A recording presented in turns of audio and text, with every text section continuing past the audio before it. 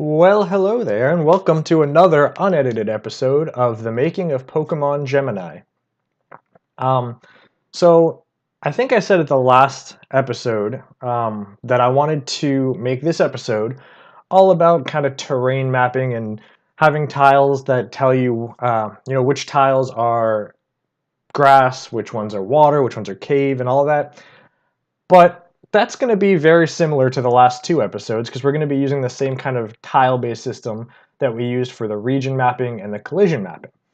So I thought we'd change tacks a little bit, just take a break from all the tiles, and start working on some data.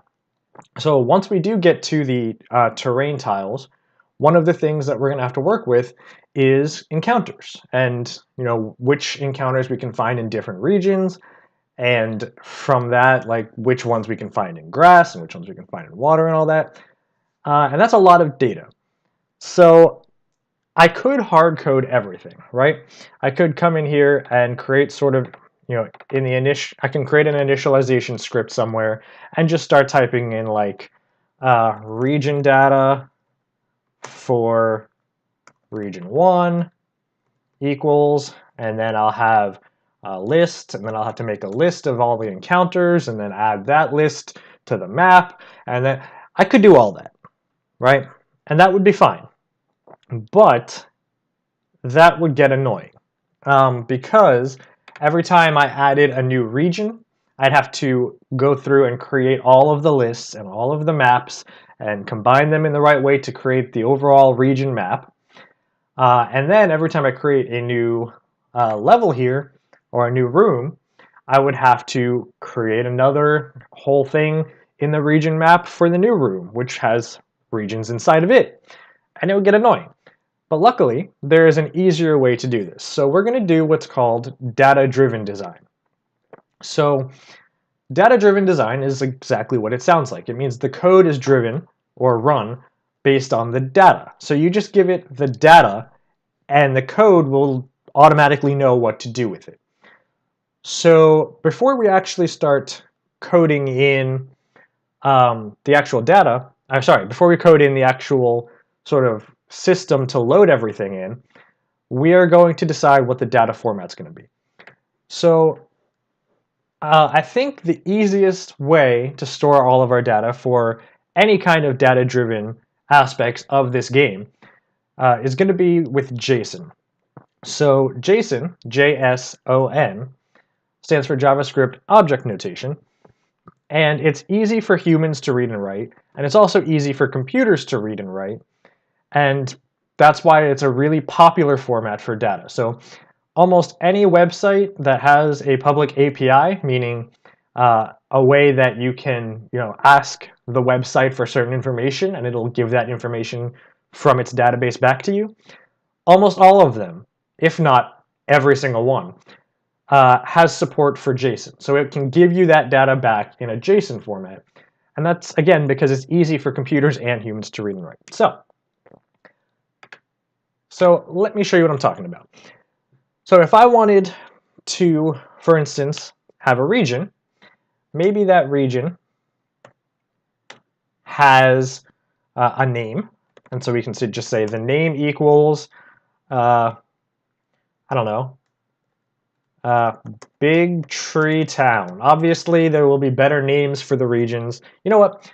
Let's just go simple. Route 1.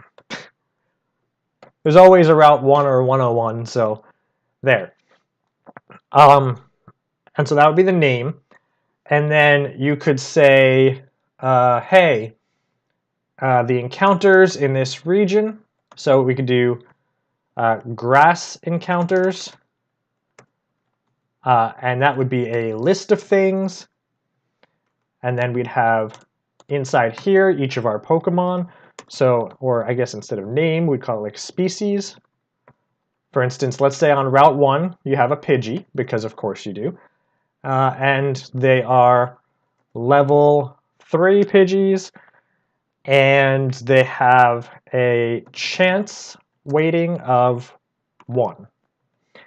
And the weighting would be something like, so we could also have a species of Rattata, because of course there would be on Route 1. A level 2 Rattata with a chance of 5.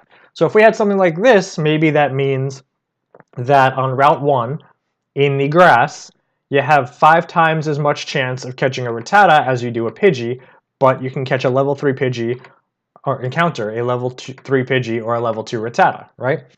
So you could do stuff like this, and then obviously the other stats and stuff are going to be randomized for each individual, but these are the encounter lists. So then, these are the grass encounters. So now you could also have water encounters. For example, maybe there's a lake on Route 1, and you can surf. Once you get surf, you can come back and surf, and so then you'll have species, Goldines, let's say. And since it's still Route 1, it'll be a low level, but we'll call it level 5 because you do have to come back for it. And then the chance is 1.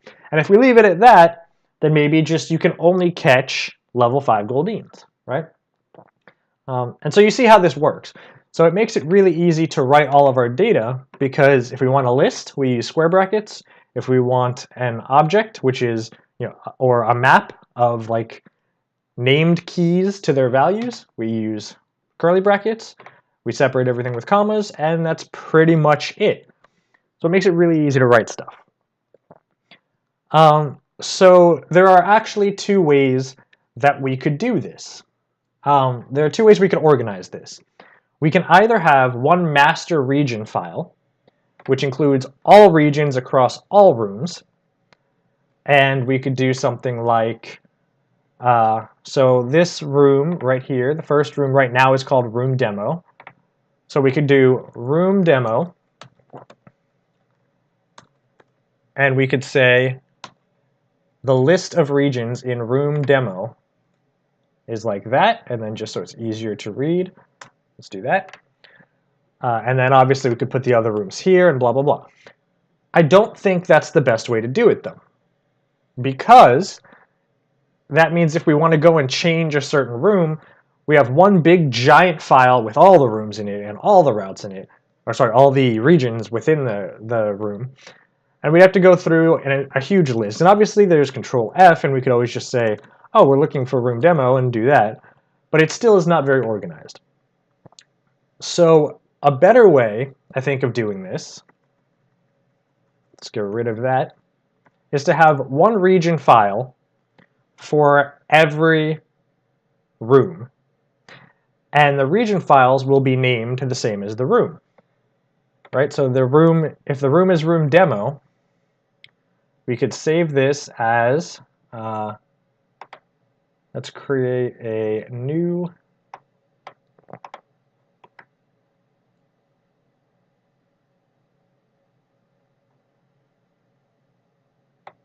folder called regions, I guess, or we'll have a data folder just for organization.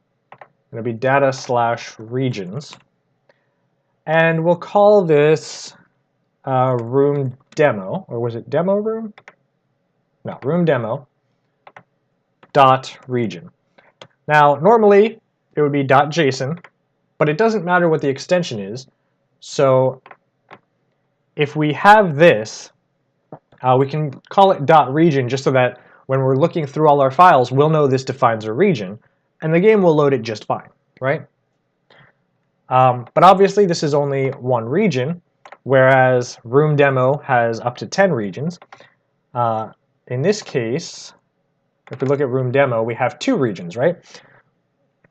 So we have, I think it's region 0 and 1, but if we check the tiles, we'll see it's red and pink, so it's actually region 0 and region 3. So what we do is the region file will contain a list, so those square brackets, and each one in this list will be the corresponding region. So this is the index 0. The first entry in the list is index 0. So this is region 0 for the room demo, which is route 1. And then we'd have region 1, region 2, and then region 3, which does in fact exist in our room. Now, when we actually get to designing the rooms and the regions, obviously we want to be consecutive. It'll just be easier. So we could do, so in fact, let's do that now. Let's start organizing now. So instead of region 3 here, we'll use region 2. So we can just place, can we not? Oh, okay. So we'll delete these. I could have sworn there was, oh, there it is. So we'll go through and just delete these. And use region 2. But I do want to now show that so that I can set region 2 and just start painting this region in with region 2 tiles. Now obviously if the collision at the borders here is solid, you can't actually reach those tiles, but just for clarity in level design, I want to make sure they match up and the entire region is outlined. So by doing it this way, we now have region 0 and region 1, so we don't skip any numbers, which means we don't have to have these empty regions here. So region 0 is route 1, and then region 1, which we can just paste in because I copied it before. Region 1, let's do that. Uh-oh, something's missing. Something's not right with the indentation here. There we go. So region 1 will be called, I don't know, Pallet Town for now. Obviously, I'm not just going to use the name from the first gen games, but I haven't decided on what the initial town is going to be called. So Pallet Town for now. And there are no encounters usually in the first town. So let's, but what we can do though, is we can remove all grass encounters, because there's not usually any grass encounters. And what we probably want to do is keep the grass encounters list, but just leave it empty, because the game is probably going to assume that all the different types of encounters exist in every region. And if there's no encounters of that type, it would just be an empty list. And by doing that, you know, if we were to remove this completely, we'd have to do checks and see, oh, does this exist? And if it does, look it up. If it doesn't, don't look it up, which just makes the code a little bit more complicated. Because if you try to look up something that doesn't exist, it'll just crash. So we'll just leave that in, but make it an empty list, and then we can check the size of the list in the actual loading code. But we can say there's water encounters. Maybe there's only level 8 magic carp for when you surf. And then let's assume that we also have fishing encounters that are different. So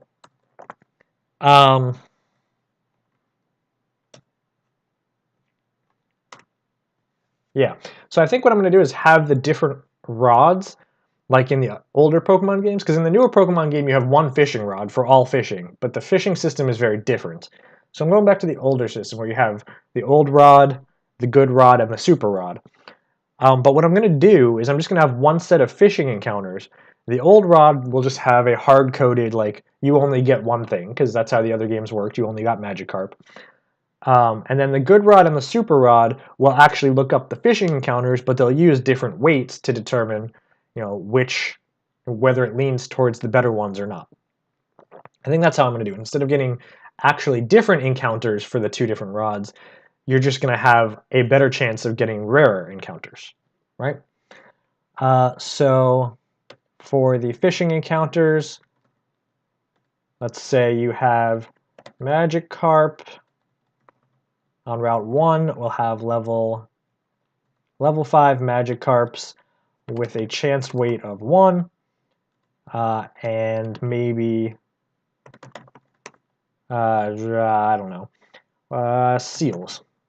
Let's say you can fish up a seal, a level 10 seal, with a chance of, actually let's make that a chance of 1 and a Magikarp chance of 10.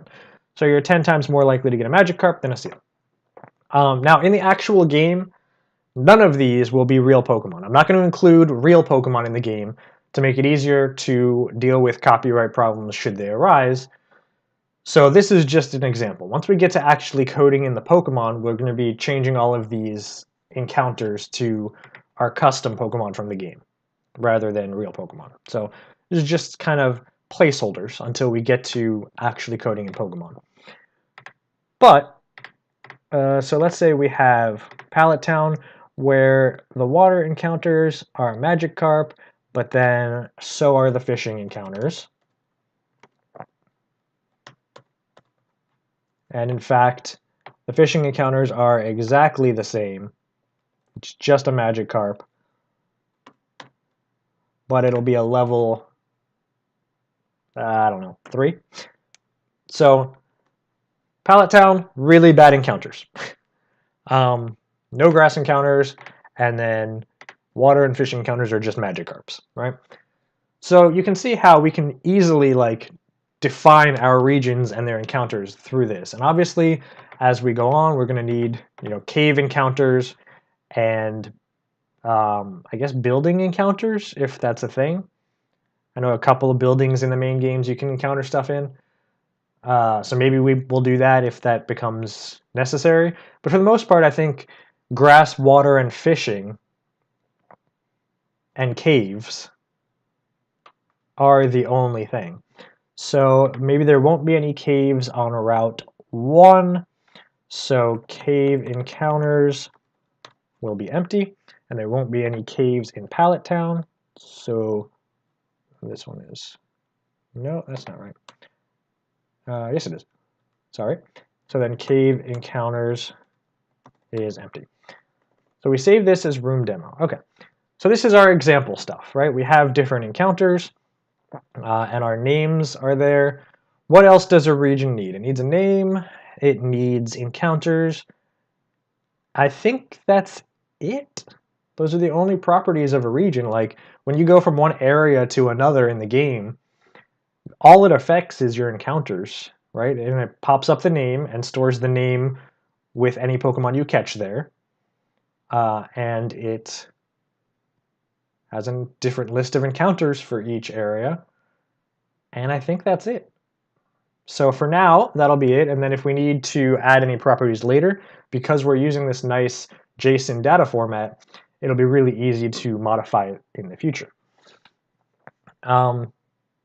So now all we have to do is code up our game to be able to load regions. So let's see, in our overworld, I think we need to create, we should create a new group of scripts, a new folder, and this will be regions, I guess.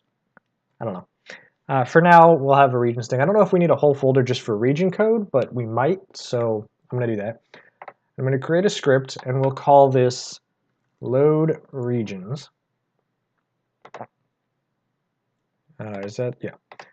And so we'll have this be load regions room, right? So that way we can load regions for a different room than the one we're in if we ever need to. So room n, so room number equals argument 0. So what we have to do, room name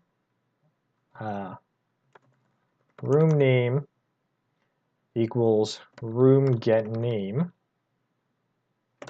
for the room number.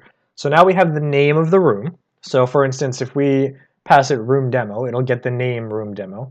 Because see, if we did something like load regions room demo, if we do this, this will pass in the room, but it actually, because it's not in quotes like this,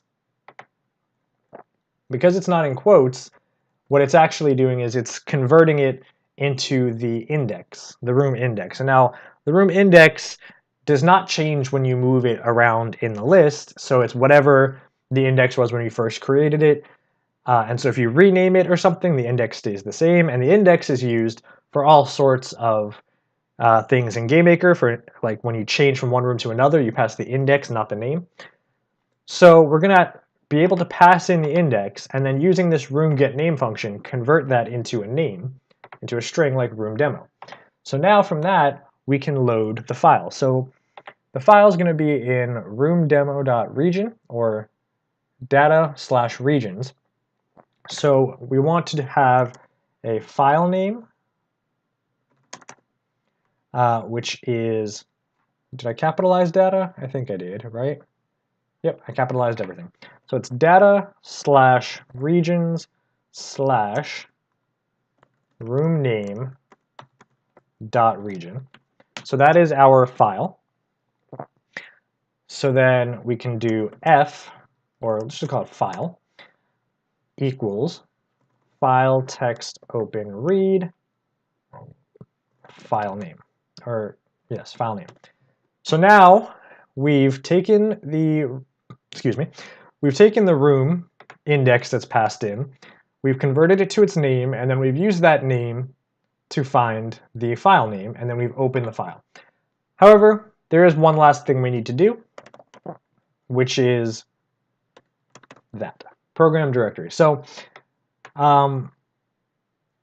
there is a concept called the working directory and a concept called the program directory.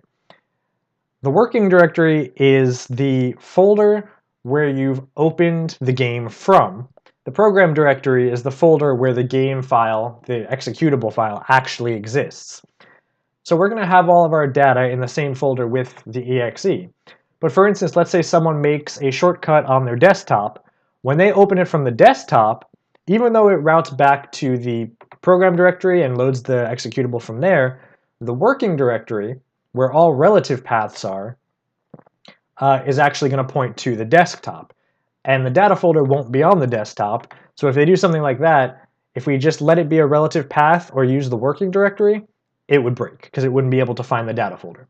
So instead, we use the program directory, which gives us the actual folder that the executable is in, which is going to be the same folder where our data is going to be stored.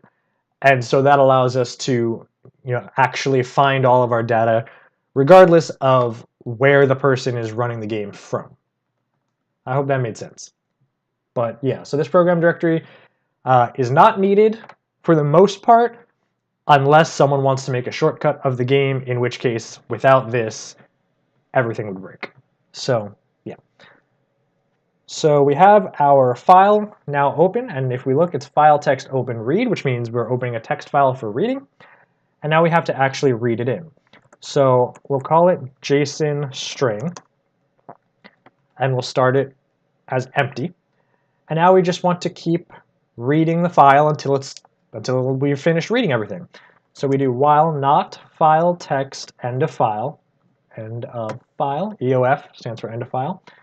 So while our file is not ended yet, we'll do JSON string plus equals file text read line. Read string, sorry. So we'll read a string from our file, which will read like an entire line. It'll read from wherever it currently is all the way up to the next new line, which is when you press enter and it goes to a new line, that's where it'll stop reading. So read the entire string, and then we will add a new line, because it's not actually going to read the new line, I don't think. Actually, I want to look that up. It might include the new line, and then we don't have to add it ourselves. So file text read string. Let's look up the documentation. So they did not choose, well, the above code opens a file, loops through, close. It doesn't say exactly whether it includes the new line or not. I'm kind of thinking it does. We might have to go and add it in later. We'll see what the result is. But I think that should be fine. And then we just do file text read line, which just tells it to move to the next line. Otherwise, it'll just keep trying to read the same line over and over. So we move to the next line, and we just keep doing that until the file has ended. And once we reach the end of the file, now JSON string has our code. So for now, I just want to make sure it's reading right. So make sure to close the file. If we don't close the file, then other programs that want to read it later will have trouble because they're going to say, oh, this is already open in another program, and I don't want to mess with what the other program is doing, so it won't be able to open it. It's a whole big thing. So make sure we always close it. And for now, I'm just going to pop up a message with the JSON string. And we'll see if it has all of our new lines in or if it's all squished onto one line. So all we have to do, let's see, we have our region manager object. Oh, we should also, for the sake of sanity checking,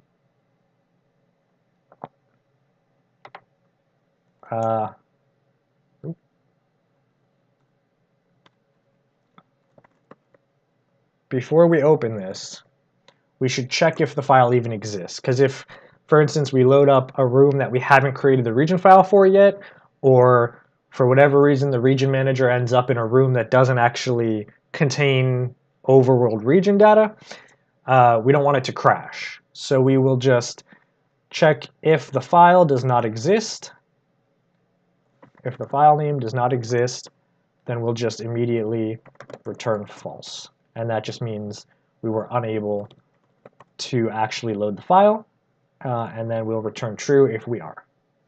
So there we go. So now our region manager on room start, so it does this to show, to hide all of the layers, all of the tile layers.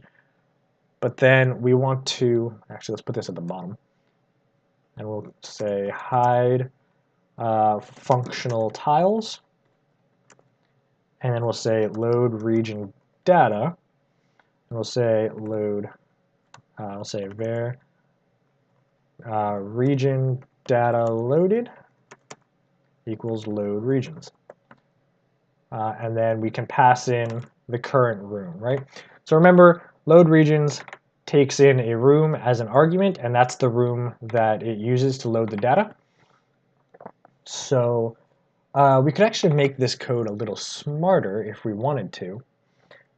So what we could do is we could say if argument count is greater than 0, so we'll have room number up here, and we'll say, we'll start off the room number as the current room, but then if you've passed it an argument, then room number equals argument 0. And then obviously we can get rid of that. Okay. So what I just did was I made the code a little smarter. So now the first argument, the first argument is optional. And so what that means is if I call load regions but I don't pass a room, it'll assume that I want to load the regions for the current room. If I call load regions but I pass a room, then it'll use that as the actual room to load. And the difference between something like argument 0 and argument 0 is if I use it like an array with those brackets, then that argument, it becomes optional. If I were to not use it like an array, then when you try to compile this, it's going to cause an error because it'll say, hey, you're trying to call this function or this script with no arguments, but you need at least argument 0, so one argument, and it'll just crash. So instead, you do that, and it means it's optional, and so you can have as many arguments as you want, and anything that's used as an array like this is optional, right? So yeah, that's a nice feature of GameMaker Studio. So yeah, so if you pass in the optional argument, so if there's at least one argument, the count is greater than 0, then use that argument for the room, otherwise use the current room. So because it's smart, we don't have to pass that in. We can just say load regions, and let's see if it works. Excuse me.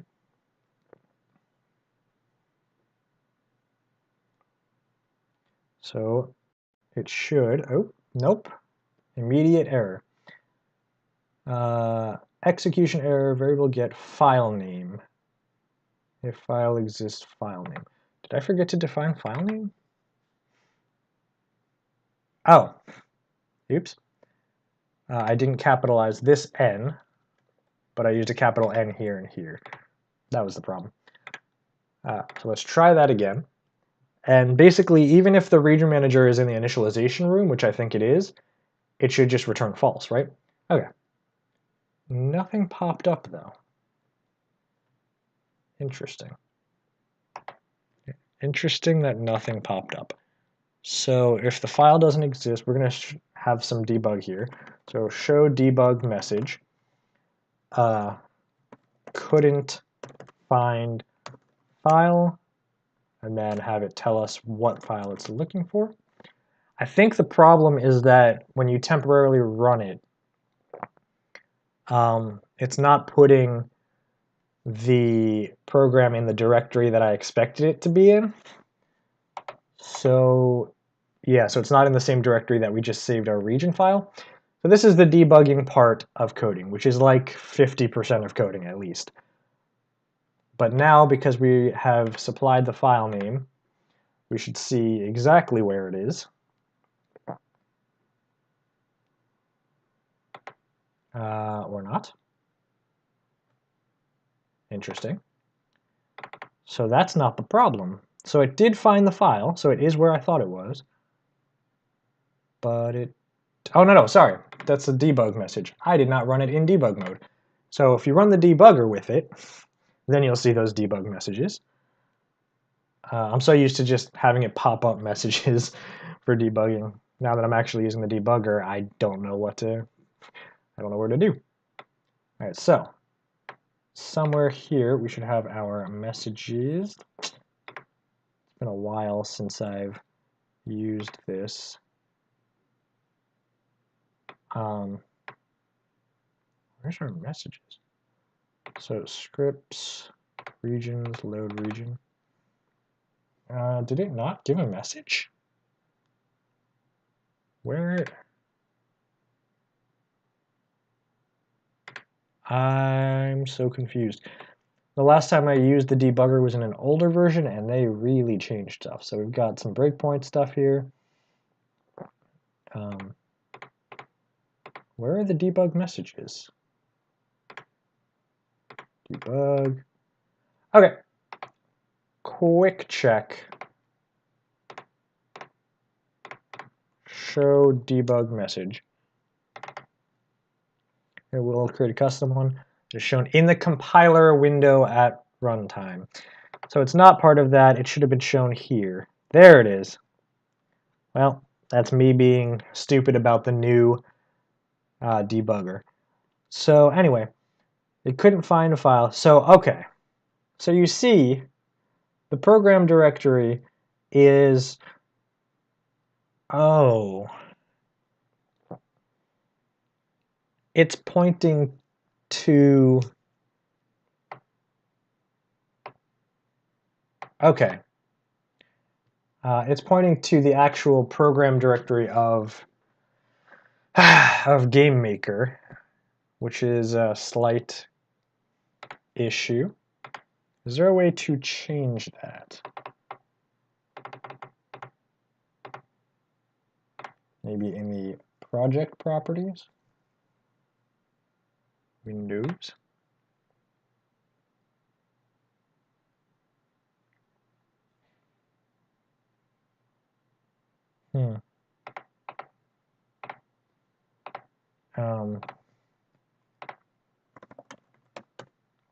So the program directory, it's sandboxed directory where the game executable is stored.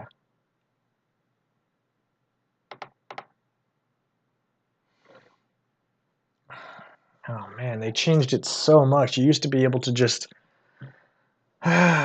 load files directly. Okay, on Windows, Windows has all files in the local app data game name directory. Okay, so I can apparently only load and save files from this directory. That's a bit of a problem.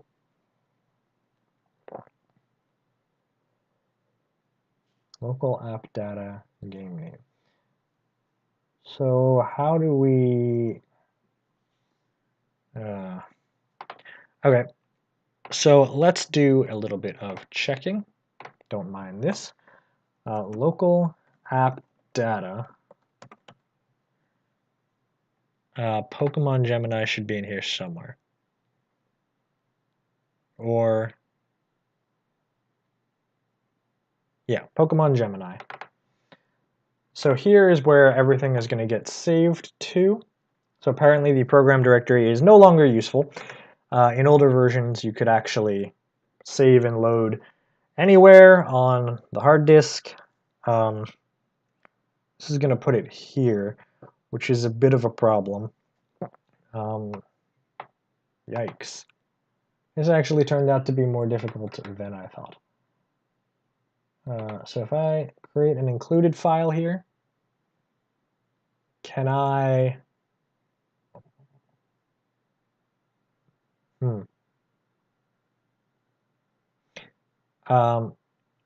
I think I know what I need to do here, and it's not going to be fun.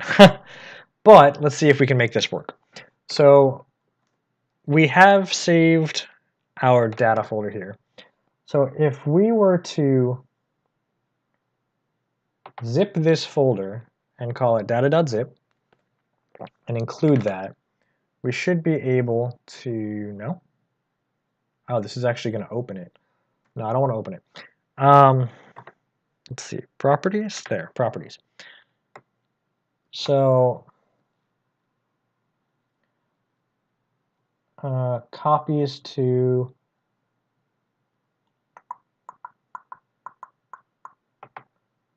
So if I run this, does it just... oops, I no longer have that open. Is it going to copy that file out to local app data? Pokemon Gemini? No. So where does it put it? Okay, time to do some more research. I really didn't think it was going to be this difficult. I forgot that when they jumped from GameMaker 8 to GameMaker Studio, they sandboxed everything, which means that you can no longer access files outside of very specific directories. It's kind of annoying. I understand why they did it for compatibility with mobile platforms, but if I'm compiling it for Windows, I should be able to access the file system, but you can't. So, included files, where are they stored? Load different file types. They'll be included in the final game. Okay, to add a file, included files, I create included files, I did that already. Properties. You can rename the file, copy it out to different platforms when you compile it. Okay, I got that, I got that.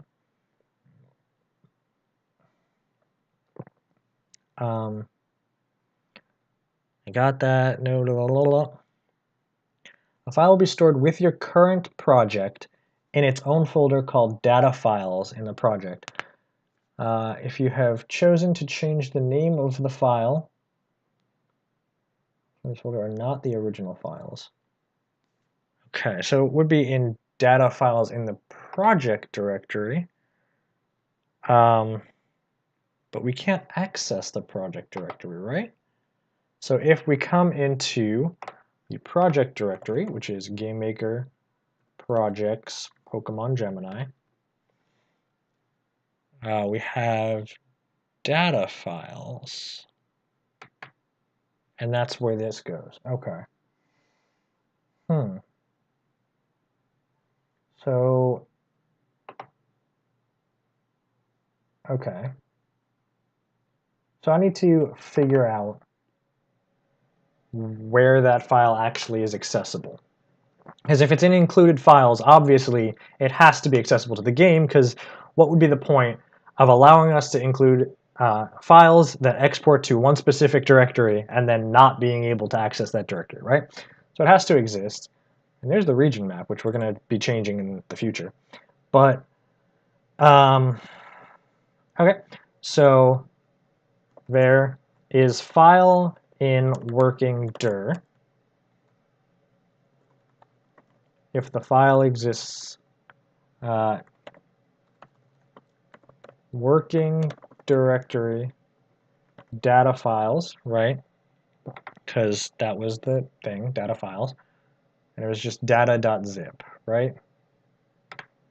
Data.zip. That was our file. So we want to see if it exists in the working directory. This file in program directory, which we know is probably not the case, but we can check the program directory. And then let's see if is file in relative directory. So maybe if we don't pass a full path and just use relative locations, maybe GameMaker will automatically redirect it. So we'll see which one works. If is file, I can't type, in working directory, say, not say, show message working. If it's in the program directory, and if it's in the relative directory, then we will say either program or relative. So this should tell us how we access the files that we've included, and then we can get back to our actual programming. Nothing.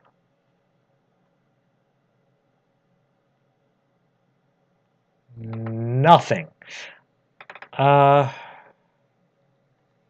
Okay, so it did say it was data dash files in the documentation, right?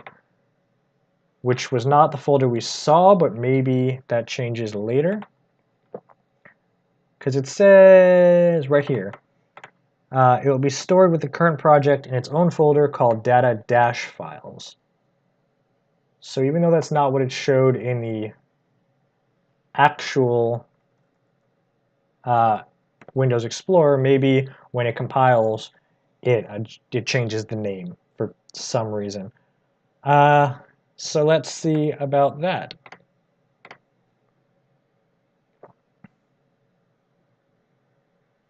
And see if anything pops up that way. No. Okay. This is not working quite as well as I had hoped. Okay. So what if we get rid of that? Maybe the data files is assumed when you access things. Maybe that's where everything is sandboxed to.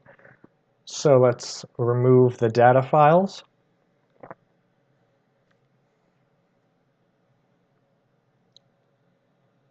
Yes, working. Okay. Working and relative. Okay, good, cool.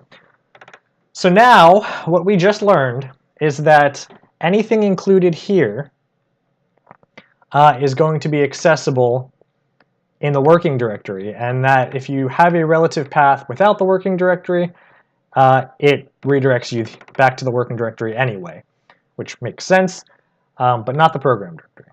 All right. So the reason I needed to do all this is just to find out that we need to include the files in here, and then we need to, oh, nope, stop it, I don't mean to keep opening it. We need to include the files in here, and then we can actually access them in our code. So back to our regularly scheduled programming. So now, as long as we keep our files, all of our data in a zip file and include that zip here, we can access it here. So I think what I want to do, before I load the regions, in our initializations, so where exactly do I resource loader? I think I want to do it in our resource loader. Or maybe our region manager on game start, maybe? I don't know. No, this will be more than just regions for our data. So I think our resource manager, wherever that is, resource loader, this is what is going to actually load stuff. So the next thing we'll do is init includes, or let's go init data, because we might have other kinds of includes. So we will create a script in here. We'll call it init data. We'll put a little code hint here that just shows that it has no arguments. So we have our data, which is literally, once it's included here, it's just data.zip, but it's a zip file, so we want to extract it. So there's zip unzip file destination path. So zip unzip. Actually, I do want to change that zip file around. So our data.zip, actually, that's fine. I just realized. I was gonna, because when I do this, it has the data folder inside there. And if I extract it to a folder called data, then it'll be data slash whatever. And I think that's a little ugly, but I just realized I don't have to extract it to a folder called data. I should be able to extract it to just the working directory. So let's see if I can actually do that. So if I unzip the data.zip file that is included and therefore is right there, and have the destination path just be a dot, then I should have access to the files now. So does exist file exists data regions room demo.region. So just as a quick debug test, if does exist show message exists, else show message nope, sad face. All right. So now when we run the game, it should say exists, which means that we're able to find our included zip file from here and extract it and access the files inside. It exists. It worked. Hallelujah. Okay. So now what that means is, whatever we put here for our data.zip file will automatically be able to be extracted and we can access everything inside of it.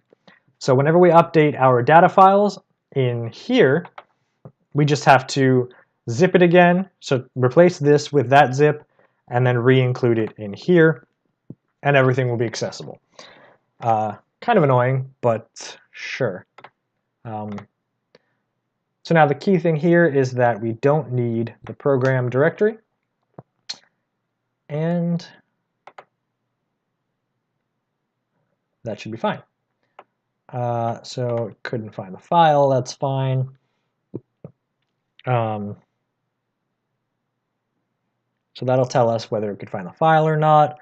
If it reads it, that's fine. And then reads the thing. Okay, so what should happen now is when we get to the room demo, it should automatically pop up with all the contents of our region. I didn't remove that, but that's fine. There we go. And you can see that it is multiple lines, I think. It looks like it is, right? Yeah, I mean, the formatting's messed up because it's kind of, the tabs are trying to fit the box, but I think it has the new lines, so that is great. So we have all of our data. Now all I have to do is this init data, get rid of that little pop-up, and get rid of that. And literally all it has to do is unzip for now. There might be other processing we need to do, so I'm going to keep it in a script like that. But for now, that should work. So now that we have our string here, okay, it's been 49 minutes and most of that has been debugging. I'm going to try to make this pretty quick. But this gives you a little insight into development, lots of debugging. It's a thing. Consulting documentation and testing things out. So we have our JSON string, which seems to be okay. So now all we have to do, in our initial room, we had something called global region map. So initially, we're going to just make that an empty map. But what we'll do next is our region map is a list, actually. And so as a result, I want to make this a list. Just sort of as a default, it's just an empty list. Oops, that's not how you ds list create.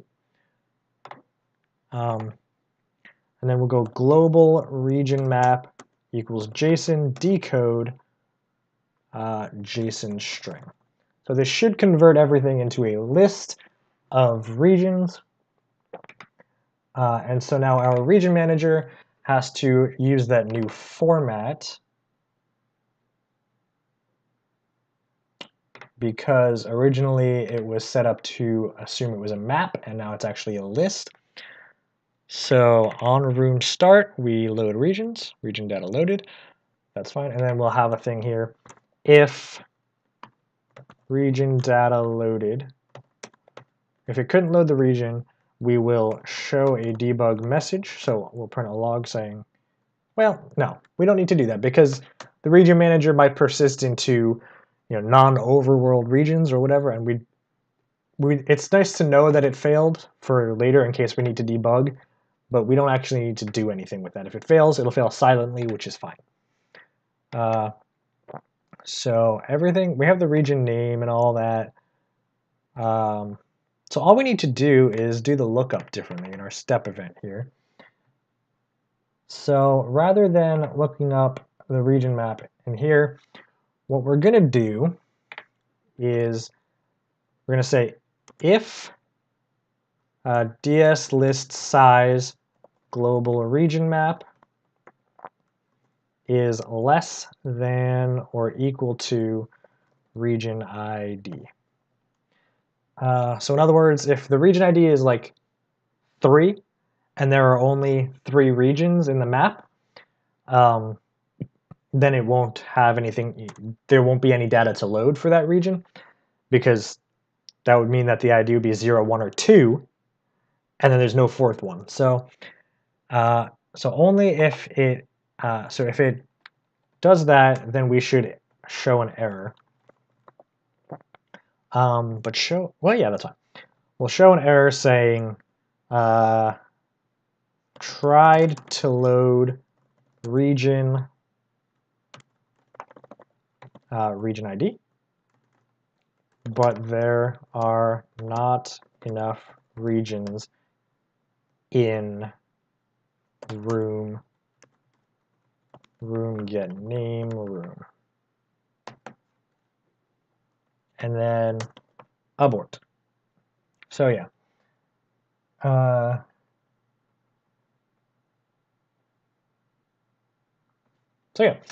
So basically, if it tries to load and then there's for whatever reason no data for, if you step on a region tile and it says, hey, you're in this region, but for whatever reason there's no data for that region, it'll just error out and crash, but it'll tell you why it crashed, which is useful because then it means we can go back and add the data.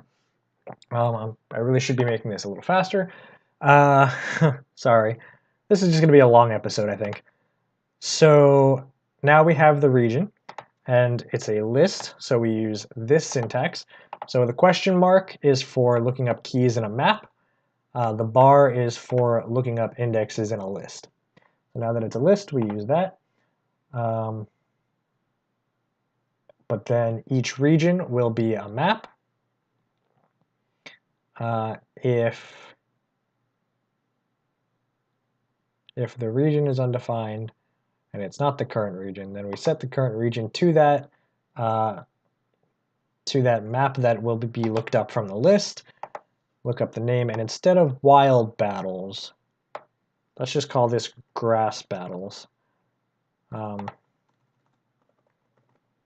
Grass battles. Current region equals region, etc., etc., etc. So the wild battles is called grass battles because now that we've separated the terrain types, we can leave it like that. And I don't think we do anything with the wild battles here. No. So that should be fine. Okay. So if everything works, when we walk across to a new region, we should now see our region names of Route 1 and Pallet Town rather than Region 0 and Region 1. Or it'll crash. Global region map does not exist. Okay. Show message string global region map. So after we've loaded, we can see what JSON decode says.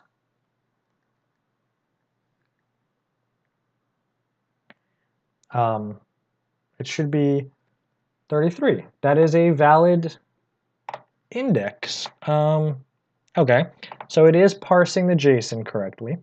Global.region map JSON string. That is a valid. What type is it though?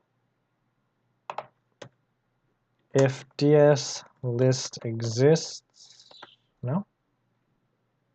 ds exists. Global region map ds list type list. Oh, I don't remember. ds exists. ds type. Oh, it's just not capitalized. Okay. ds type list. Show message list. Else if the map exists, then it is a map. Now, because it's loading it from here, and that starts with a square bracket, it should be a list at the top level. But we'll see what happens. Debug life. It's a map. Okay. Why is it a map? Okay. If I pop up the string again, is it adding like a curly bracket to the top or something? Because it should totally be a list. Right there, it's a list. It's not adding a curly bracket. Looks like there's an extra comma in here, which might be messing up the parsing. Did I put an extra comma? I did. Well, there you go. Extra comma messed everything up. So I bet, let me just make sure everything, all the brackets match up. Bracket at the beginning and end.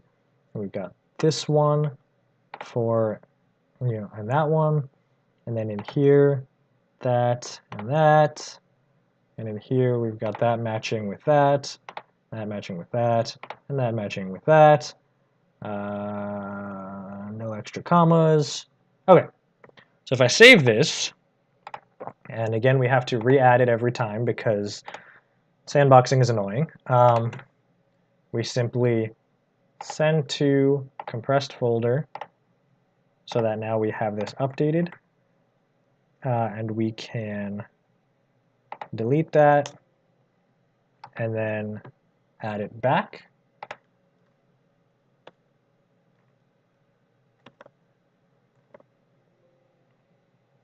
Like that. And try it again. It'd be nice if I had a script to do that for me, but I don't think you can automate GameMaker, unfortunately. But let's see, if we do that, it's still a map. Is it really? Interesting. So let's try and see what this actually converts to when we convert it. So if we go JSON encode region map, and if we show that in a message,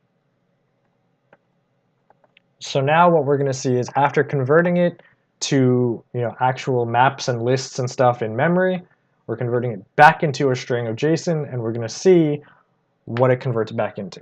Oh, what now? What happened?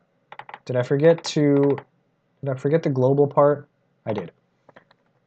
It's a global variable, so I have to specify it as such. Otherwise, it looks for a local variable or a script variable, and there is none by that name.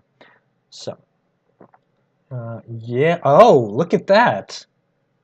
Okay. So when you decode it, it creates an object with a default key, or a map with a default key, which actually contains the list. Huh. I bet I would have found that in the documentation. But now that we know that, what we can actually do is do global region map equals global region map default. So what we're doing is after we decode the JSON, it's going to add that default apparently, which will contain this lovely list, and we just want the list. We don't care about the overall map that has the default, so we're just going to go directly to that list. So now we should get no errors, and I should be able to end this episode at a little over an hour. Hopefully. Let's see.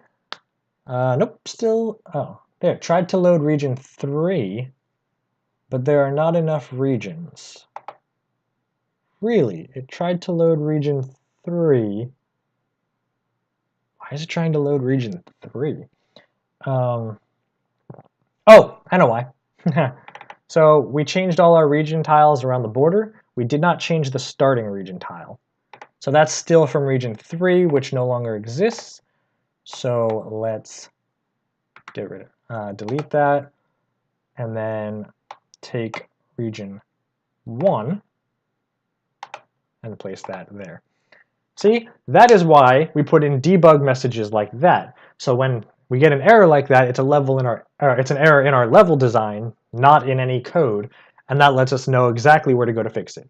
So there you go. It says Pallet Town now. If we move up, it says Route 1. Move down, we're back in Pallet Town. So it is loading the data correctly now, and we have a system that automatically loads region data. And for now, it's only going to load the grass encounters. But in the next episode, we'll go back to some tile-based stuff to create different terrain tiles. But that's also going to be connected to this data because different types of terrain will load different encounter data. And so we'll be working on that next time, which will include what we did today and also what we did with tile kind of representations of things. And we'll combine those to get terrain types and encounters working, or at least determining encounters rather than just, not necessarily the battle. The battle will be the episode after, maybe, if we get there in time. Anyway, it's been a long hour and 4 minutes. So that's the end of this episode. We got our data-driven design started, and we got code to load it. So awesome. This guy says goodbye.